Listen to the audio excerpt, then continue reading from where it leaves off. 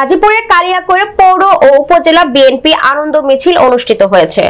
আজ দুপুরে পৌর ও উপজেলা বিএনপির অঙ্গ সংগঠনের বিভিন্ন এলাকা থেকে শত শত মানুষ একত্রিত হয়ে ঢাকা টাঙ্গাইল মহাসড়ক ধরে একটি বিশাল মিছিল বের করে।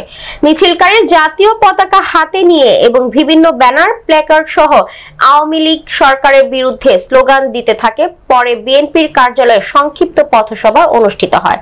এ সময় সভাপতিত্ব করেন পৌর বিএনপির সহ সভাপতি নুরুল ইসলাম।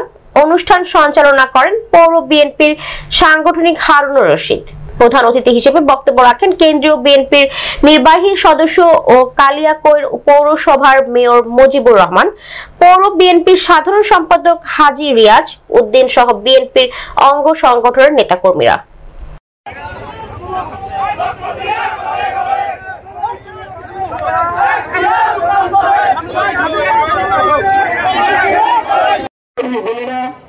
উপস্থিত আছেন আমাদের নির্বাহী জনাব সঞ্চালক সরকার জনাব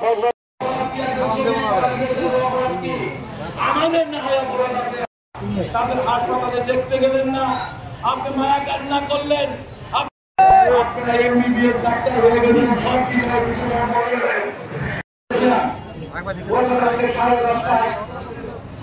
আমরা কালকে বন্ধ না কোনো দোকান পাঠক করার সব পরিবারের দেশে ফিরবে, এটা আমাদের কোনো সুসংবাদ না। প্রত্যেক নেতাতেই বলবেন আমার এই